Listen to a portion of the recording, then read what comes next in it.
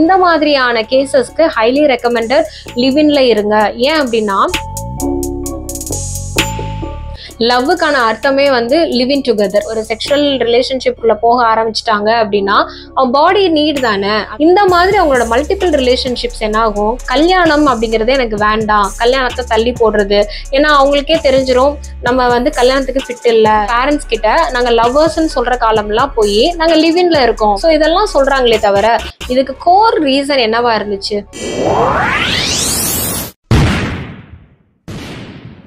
Side கேப்ல psychology கத்துக்கலாமா? Love psychology பத்தி தெரிஞ்சுக்கலாம். லவ் அப்படிங்கிறதுக்கு பல வழிகள்ல நம்ம டெஃபினேஷன் கொடுக்கலாம். பயாலஜிக்கல் நீட்ஸ், அதாவது ஆணுக்கும் பெண்ணுக்கும் அந்த ஹார்மோனல் சேஞ்சஸ், அவங்க ரெண்டு பேருமே பிசிக்கலி இன்டிமேட் ஆக ரெடி ஆயிட்டாங்க, அதனால அந்த லவ் ஃபீல் வருது. ஆக்சிடாசின், செரோட்டோனினோட செக்ரீஷன்ஸ் அதிகமா இருக்கு அப்படின்னு பயாலஜிக்கலி டிஃபைன் பண்ணலாம். லவ் அப்படிங்கிறத இமோஷனலி நீங்க எப்படி டிஃபைன் பண்ணுவீங்க? ஒரு ஆணுக்கும் பெண்ணுக்கும் ஒரு ஆறுதலா, அன்பா, அரவணைப்பா, உனக்கு நான் இருக்கேன், எனக்கு நீ இருக்கன்னு ஒரு இமோஷனல் சப்போர்ட், ஒரு மாரல் சப்போர்ட்டை கொடுக்கறதுக்கு தான் லவ் அப்படிங்கிறது உருவாகுது அப்படின்னு சொல்லலாம். சரி, இப்போ ஒரு சோஷியலி நீங்க பாக்குறப்போ இந்த லவ்வுக்கு என்ன டெஃபினேஷன் கொடுப்பீங்க? அங்கீகரிக்கிறது, அதாவது தனியா இல்ல, இவள் பின்னாடி ஒரு ஆள் இருக்காங்க, சொசைட்டில நாங்க ரெண்டு பேரும் கப்புலா இருக்கோம், பார்ட்னரா இருக்கோம் அப்படின்னு காமிச்சுக்கிறதுக்காக இந்த லவ். இந்த லவ்வை நீங்க யார் மேல வேணாலும் காட்டலாம், அப்படிதானே? அம்மா பிள்ளை மேல வச்சிருக்கிற லவ், அதுவும் ஒரு அன்பு தான். கணவன் மனைவிக்குள்ள இருக்கிறதும் லவ் தான், அது காமம்னு சொல்லலாம். சகோதர சகோதரிக்குள்ள இருக்கிற அன்பு, இந்த மாதிரி லவ்வை வந்து எப்படி வேணாலும், ஈவன் ஃப்ரெண்ட்ஸ்குள்ள, கலீக்குள்ள, பக்கத்து வீட்டுல யார் மேல வேணாலும் அன்பு செலுத்தலாம். அதை வந்து நம்ம லவ் அப்படின்னு சொல்றோம். சரி, இந்த லவ்வுக்கெல்லாம் இவ்வளோ டெஃபினேஷன்ஸ் இருக்கே, இதையெல்லாம் தாண்டி இந்த 2K கிட்ஸோட லவ் எப்படி இருக்கு தெரியுங்களா? லவ்வுக்கான அர்த்தமே வந்து லிவிங் டுகெதர். அதாவது காலேஜ் படிக்கும் போதே, ஏன் இன்னும் கொஞ்சம் சிட்டி சைட்ல எல்லாம் பாத்தீங்கன்னா ஸ்கூல் படிக்கும் போதே வந்து ரெண்டு பேரும், ஆணும் பெண்ணும் ஒரே வீட்டுல இருந்து படிக்கிறது, லிவ் இன் ரிலேஷன்ஷிப்பு.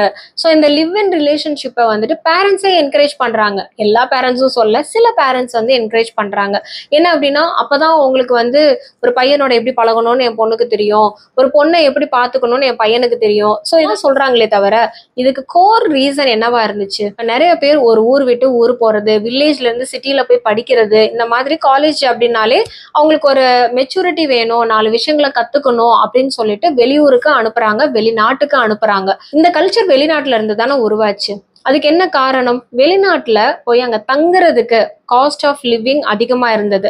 ஒரு வீடு எடுத்து ஒருத்தரே வந்துட்டோ, இல்ல வந்து ஒரு கேர்ள்ஸ் தனியா பாய்ஸ் தனியா அப்படின்னு ஒரு கேங்கா ஃபார்ம் ஆகி அவங்க ஒரு 4 பேரோ 5 பேரோ சேர்ந்து ஒரு 2 BHKவோ இல்ல 3 BHKவோ எடுத்து அது ரெண்டலுக்கு இருந்து ஒரு மெய்டு போட்டு சமையல் பண்ணிக்கிறாங்க. இது இந்த மாதிரி தான் இந்த கல்ச்சர் ஸ்டார்ட் ஆனது. ஏன் ஹாஸ்டல்ல போய் இருந்து படிக்க முடியாதா? ஹாஸ்டல்ல இருக்க முடியாதா? ஏன்னா ஹாஸ்டல்ல நிறைய ரூல்ஸ். ஹாஸ்டல்னா அவங்களுக்கு டைமுக்கு வரணும், டைமுக்கு போகணும், சாப்பாடு பிரச்சனை, இந்த மாதிரி நிறைய ரெஸ்ட்ரிக்ஷன்ஸ் இருக்கும். இதுல பேரண்ட்ஸே இன்னும் என்ன சொல்லுவாங்கன்னா, நீ வீடை எடுத்து ஒரு பிளாட் எடுத்து இரு, அப்படின்னா உன்னை பார்க்க வரும்போது நானும் உங்க கூடயே இருந்துட்டு போவேன்ல அப்படின்னு அம்மா பாசமா சொல்லி அனுப்புவாங்க. இப்படியெல்லாம் உங்க பிள்ளைங்க மேல நம்பிக்கை வச்சு அவங்க வந்து வெளிநாட்டுல போய் இருந்து படிக்கிறாங்க.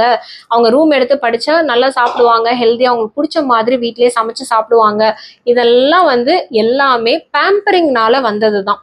ஆண் நண்பர்களோடையோ பெண் நண்பர்களோடையோ வீடு எடுத்து அந்த மாதிரி இருந்ததெல்லாம் போக, ஆணும் பெண்ணும், தட் மீன்ஸ் லவ் பண்றவங்க காலேஜ் டேஸ்ல நாங்க லவ் பண்ணிட்டு இருக்கோம் அப்படின்னு பேரண்ட்ஸ் கிட்ட நாங்க லவ்வர்ஸ்ன்னு சொல்ற காலம்லாம் போய் நாங்க லிவ் இன்ல இருக்கோம், நாங்க ரெண்டு பேரும் ஒரே வீட்டுல தான் இருக்கோம், நாங்களே சமைச்சுக்குவோம், நாங்களே எல்லாமே பண்ணிக்குவோம். அதாவது இந்த பஞ்சும் நெருப்பும் பத்திக்கிற வயசுன்னு சொல்லுவாங்கல்ல, அந்த மாதிரிதான் இந்த டீனேஜ் வயசுல என்னதான் அவங்க மெச்சூர்டா இருந்தாலுமே, நல்லா படிக்கணும், நிறைய ட்ரீமோட நிறைய அச்சீவ்மெண்ட்ஸோட அவங்க காலேஜ் லைஃப்க்கு போனாலுமே இப்போ இந்த லவ் இஸ் ஓகே. ஏன்னா அந்த ஹார்மோனல் சேஞ்சஸ்னால ஒருத்தரை பார்க்கும்போது அட்ராக்ஷன் ஏற்படுது, அதனால லவ் அப்படிங்கிறது ஒரு எல்லா சப்போர்ட்டுமே, பிசிக்கல் சப்போர்ட்ல இருந்து மாரல் சப்போர்ட்ல இருந்து, இப்போ ஏதாவது முடியலையா அவங்களுக்கு வந்து டேக் கேர் பண்ணிக்கிறதுக்கு தூரமா இருக்காங்க பேரண்ட்ஸ், அதனால அவங்க ஒரு அன்பாவும் அரவணைப்பாவும் இருப்பாங்க, ஒருத்தருக்கு ஒருத்தர் ஹெல்தி ரிலேஷன்ஷிப் அப்படின்னு சொல்லிக்கலாம். அது ஏன் அந்த ஹெல்தி ரிலேஷன்ஷிப் அப்படின்னா, வித்தவுட் செக்ஷுவல் ரிலேஷன்ஷிப். காலேஜ் படிக்கும்போது இது தேவையில்லை. ஏன் அப்படின்னா ஒரு பிசிக்கல் நீட்ஸ்க்காக ஒரு டிபெண்டன்சி இருக்குது அப்படின்னும் போது அங்க கண்டிப்பா ஒரு கில்ட் ஃபார்ம் ஆகும். அண்ட் அந்த சின்ன வயசுலயே வந்து ஒரு செக்ஷுவல் ரிலேஷன்ஷிப்குள்ள போக ஆரம்பிச்சிட்டாங்க அப்படின்னா அவங்க பாடி நீட் தானே. ஒரு தடவை அந்த செக்ஷுவல் ஃபீல் அவங்க அனுபவிச்சிட்டாங்க அப்படின்னும் போது ஆட்டோமேட்டிக்கா திருப்பியும் அது லாங்கிங் இருக்கும். அந்த லாங்கிங் இருக்கும், அடுத்த தடவை பண்ணணும்னு தோணும். அதுக்கப்புறமா அந்த ரிலேஷன்ஷிப்ல ஏதோ ஒரு பிரச்சனை வருது, ஒரு பொசசிவ்னஸ்னாலயோ இல்ல சலிச்சு போகுது அப்படின்ற மாதிரி 1 வருஷமோ 2 வருஷமோ காலேஜ் முடிக்க வரைக்கும் கூட சேர்ந்திருக்காங்கன்னு வச்சுக்கலாம்.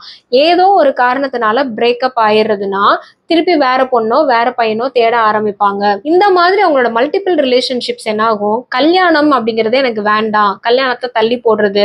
ஏன்னா அவங்களுக்கே தெரிஞ்சிரும் நம்ம வந்து கல்யாணத்துக்கு ஃபிட் இல்ல, நான் ப்ராப்பரா இல்ல, அந்த கல்யாணம் பண்ணிக்க போற பார்ட்னர் என்னை பத்தி என்ன நினைக்க மாட்டாங்க. இந்த மாதிரி நிறைய விஷயங்களை கன்ஃபியூஸ் பண்ணிக்கிட்டே டீனேஜர்ஸ் நிறைய பேர் அவங்களோட வாழ்க்கைய, அதாவது கரியர்ல அவங்களோட போஸ்டிங்ல அவங்களோட அச்சீவ்மெண்ட்ஸ்ல எல்லாமே சூப்பரா இருப்பாங்க. ஆனா பர்சனல் லைஃப்னு வந்து பாத்தீங்கன்னா அவங்களுக்கு மேனேஜ் பண்ணவே தெரியாது. பர்சனல் லைஃபை எப்படி ஹேண்டில் பண்றது அப்படிங்கிறதும் அவங்களுக்கு புரியாது. ஸோ கன்ஃபியூஷன்லயே அவங்க பர்சனல் லைஃப்ல எல்லாமே பிரச்சனை தான் இருக்கும். ஆக மொத்தம் எனக்கு எதுவுமே வேணாம், ரிலேஷன்ஷிப்பா எனக்கு வேணும்னா வச்சுக்கிறேன், வேணாம்னா இல்லை. ஸோ இந்த அளவுக்கு ஒரு காம்ப்ளிகேட்டடா கொண்டு போய் விட்டுறது. லிவ் இன் ரிலேஷன்ஷிப்பை நான் தப்புன்னு சொல்ல வரல, அதுக்கான ஒரு ஏஜ் இருக்குன்னு தான் நான் சொல்ல வரேன். அதாவது என்ன ஏஜ், காலேஜை நீங்க முடிக்கும் போதே உங்க கால் ஏஜ் முடிஞ்சிருது. 21 வயசுல நம்ம யூஜி டிகிரியை முடிப்போம். என்ஜினியர் ஸ்டூடெண்ட்ஸா இருக்காங்கன்னா 23ல முடிக்கிறாங்கன்னு வச்சுக்கலாம். 20 வயசு தொட்டுட்டாலே ஹார்மோன்ஸ் வந்து பேலன்ஸ் ஆகுற வயசு. ஸோ இப்போ வந்து நல்லது கெட்டது என்ன ஏதுன்னு முடிவெடுக்கணும். ஒரு காலேஜ் முடிச்சதுக்கு அப்புறமா ஒரு செல்ஃப் கான்பிடன்ஸ் அவங்களுக்கு டெவலப் ஆகும். அரியர் வச்சிருப்பாங்க, அந்த அரியரை எப்படி கிளியர் பண்ணணும், அரியரே இல்லை அப்படின்னாலும் கேம்பஸ் இன்டர்வியூ எப்படி ஹேண்டில் பண்ணணும், ஒரு தோல்வி ஃபெயிலியரை எப்படி ஃபேஸ் பண்ணணும், இது எல்லாமே ஒரு மாரலி அவங்க டியூன் அப் ஆயிடுறாங்க. அதுக்கப்புறமா ஒரு இன்டிமேட் லைஃப்குள்ள போகிறப்போ கண்டிப்பா ஒரு ரைட்டான பார்ட்னரை சூஸ் பண்ணுவாங்க. ஒரு ஒர்க் பிளேஸ்ல கலீகா இருக்கிறவங்களுக்கு கூட ஓகே, அவங்க ஏர்ன் பண்றாங்க, டிபெண்டா இல்ல, இண்டிபெண்டன்ட் லைஃபை லீட் பண்றாங்க, அதனால லிவ் இன்ல சூஸ் பண்ணிக்கிறாங்க. அண்ட் ரொம்ப ரெக்கமெண்டட் கேஸ் அப்படின்னு பாத்தீங்கன்னா டிவோர்ஸ்க்கு அப்புறமா ஊரறிய கல்யாணம் பண்ணி கொடுத்தாங்க, ஏதோ ஒரு பிரச்சனை, அதனால வந்து டிவோர்ஸ் ஆயிடுச்சு, செப்பரேட் ஆயிட்டாங்க, டாக்ஸிக் லைஃப்ல இருக்காங்க, ஸோ அதனால அவங்க செப்பரேட் ஆயிட்டாங்க. இந்த மாதிரியான கேசஸ்க்கு ஹைலி ரெக்கமெண்டட் லிவ் இன்ல இருங்க. ஏன் அப்படின்னா ஆல்ரெடி ஒரு மேரேஜ்ல ஹர்ட் ஆயிட்டாங்க, திருப்பியும் அடுத்து இன்னொரு மேரேஜுக்கு போறதுக்கு முன்னாடி ஒரு 6 மாசம் பிரேக் விட்டுட்டு தென் ஒரு மைண்ட் எல்லாம் ரிலாக்ஸ் பண்ணி உங்களை க்ரூம் பண்ணிட்டு நல்ல ஒரு பாசிட்டிவிட்டியோட அடுத்த ஒரு லைஃபை நீங்க சூஸ் பண்ணி போகும்போது இந்த லைஃப் நமக்கு செட் ஆகுமா ஆகாதா அப்படிங்கிறதுக்கு நீங்க லிவ் இன்ல இருந்து, ஏன்னா திருப்பியும் ஒரு மேரேஜ்னு ஊரறிய நீங்க சொல்லி இவங்க தான் என் ஹஸ்பண்ட் இவங்க தான் என் ஒய்ஃப்னு சொல்லிட்டு திருப்பியும் அந்த பிரச்சனை ஆகுறதுக்கு பதிலா சைலண்டா நீங்க லிவ் இன்ல ஒரு 6 மாசமோ இல்ல 1 வருஷமோ இருந்துட்டு உங்களுக்கு எல்லாமே ப்ராப்பரா இருக்குன்னா நீங்க திருப்பியும் கல்யாணம் பண்ணிக்கலாம். இது வந்து ரெக்கமெண்டட். ஆனா இதெல்லாம் வந்துட்டு இல்லாம காலேஜ் லைஃப்லயோ இல்ல வந்து ஸ்கூல் லைஃப்லயோ 10th 12th படிக்கும் போதுல இருந்தே என்னோட பாய் ஃப்ரெண்ட் என்னோட கேர்ள் ஃப்ரெண்டோட நான் வந்துட்டு டேட்டிங் போறேன், அவுட்டிங் போறது கூட ஓகே, ஆனா அந்த டேட்டிங் போறேன் அப்படின்னு சொல்லிட்டு இன்டிமேட் லைஃபை ரொம்ப ஏர்லியா, எவ்வளோக்கு எவ்வளோ ஏர்லியா நீங்க வந்துட்டு யங் ஏஜ்ல செக்ஷுவல் லைஃப்குள்ள போனாலே பிரச்சனை தான் அங்க வரும். முக்கியமா என்ன அப்படின்னா ட்ரஸ்ட் இஷ்யூஸ் அங்கே பில்ட் ஆகும். ஸோ மல்டிபிள் பார்ட்னர்ஸோட இருந்துட்டாங்கன்னு வைங்களேன், ஆட்டோமேட்டிக்காக யாரையுமே நம்ப மாட்டாங்க. நானே இப்படி பண்ணேன், இவன் எப்படி இருந்திருப்பா அப்படின்னு ஒரு டவுட் வரும். உங்கள் பார்ட்னர் ஃப்ரெண்ட்ஸோட பேசும்போதோ இல்லை ஃப்ரெண்ட்ஸோட டச் பண்ணி அவங்க எதாவது விளையாண்டுட்டு இருக்காங்க, எதாவது பேசுகிறாங்க அப்படின்னா கூட உங்களுக்கு தாட்ஸ் எல்லாமே தப்பாக தான் தெரியும். அங்கே வந்து பொசசிவ்னஸ் இருக்காது, அதுக்கு பதிலாக சந்தேகம் தான் எட்டி பார்க்கும்.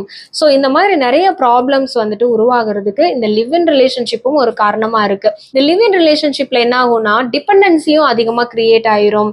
அண்ட் சின்ன சின்ன விஷயங்களுக்கெல்லாம் அதிகமா சண்டை வரும். இல்லை அப்படின்னா அந்த 2 பேர்ல யாராவது ஒருத்தர் வந்து அடிக்ட் ஆகவும் வாய்ப்பு இருக்குது.